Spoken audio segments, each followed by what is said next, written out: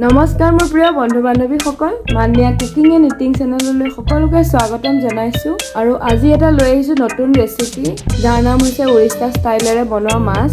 আৰু তাৰ বাবে মই এয়া বিলাহী পিচি লৈছোঁ। বিলাহীখিনিৰ লগতে মই এটা আলু দিছোঁ, ইয়াত বাকলি গুচাই আলুখিনি ভালদৰে দি মই মিক্সাৰ কৰি লৈছোঁ। আৰু এয়া মই পিঁয়াজো তেনেধৰণে পিচি লৈছোঁ। আৰু এইখিনি লৈছোঁ আদা আৰু নহৰু, আৰু এয়াও লৈছোঁ কেঁচা জলকীয়া। আৰু মই এতিয়া এখন কেৰাহীত অলৰেডি মাছ ফ্ৰাই কৰি আছিলোঁ। আৰু এয়া মই মাছকেইটুকুৰা ফ্ৰাই কৰি লৈছিলোঁ, আৰু মোৰ মাছকেইটুকুৰা ফ্ৰাই কৰা হৈ গৈছে। এতিয়া মই এখন প্লেটলৈ উঠাই ল'ম।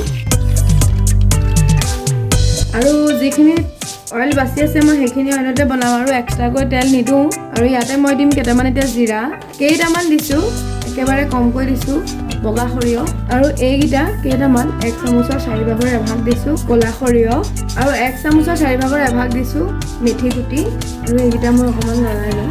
আৰু 4-5টা দিছোঁ নৰসিংহৰ পাত। আৰু মই ইয়াতে দি দিম এতিয়া মই যিখিনি আদা নহৰু পেষ্ট বনাই লৈছিলোঁ সেইখিনি ইয়াতে দি দিম। আৰু মই এতিয়া ইয়াতে দিম পিঁয়াজকণ মই অলৰেডি পিচি লৈছিলোঁ। আৰু মই এইখিনি অকণমান মছলাখিনি ৰঙচুৱা হোৱালৈকে ফ্ৰাই কৰিম। আৰু ইয়াতে মই দিম এতিয়া হালধি 1 চামুচৰ আধা দিছোঁ, জিৰা ধনিয়াৰ পাউডাৰ ভালদৰে লৰাই ল'ম। টেষ্ট অনুসৰি দিছোঁ নিমখখিনি মই অকণমান সৰহকৈ দি লৈছোঁ। আপোনালোকে ইয়াত জালুকৰ গুড়ি ব্যৱহাৰ কৰিব পাৰে, সেইটোও এটা বেলেগ টেষ্ট হয়। আৰু মই ইয়াতে এতিয়া দি দিম পিচি লোৱা বিলাহী আৰু আলুখিনি। মই বিলাহীৰ পৰিমাণটো বেছিকৈ লৈছিলোঁ, আলু কিন্তু মই অকণমানি সৰু আলু এটাই বাকলি গুচাই লগত দি লৈছিলোঁ। আৰু এইখিনি এনেধৰণে অকণমান লৰাই ল'ম। আৰু 2 মিনিটৰ কাৰণে ল' ফ্লেমত এনেধৰণে ঢাকি ৰাখিম। আৰু এয়া মোৰ 2 মিনিট হৈ গৈছে। এতিয়া মই আকৌ এবাৰ এনেধৰণে লৰাই ল'ম। আপোনালোকে ইয়াত ৰেড চিলি পাউডাৰো ব্যৱহাৰ কৰিব পাৰে। আৰু মই এতিয়া ইয়াত দি দিম অকণমান পানী। মই মিক্সাৰ বাতিটোতে পানী অকণমান দি লৈছিলোঁ।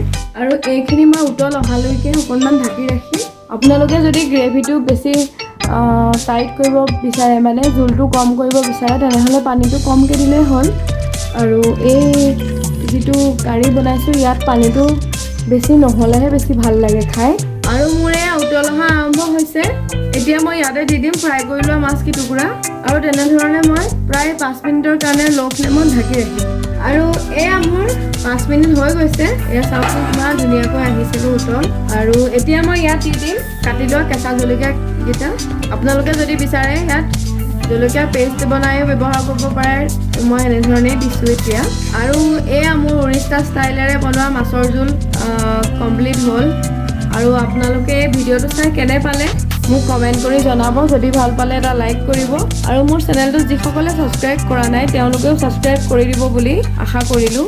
ধন্যবাদ।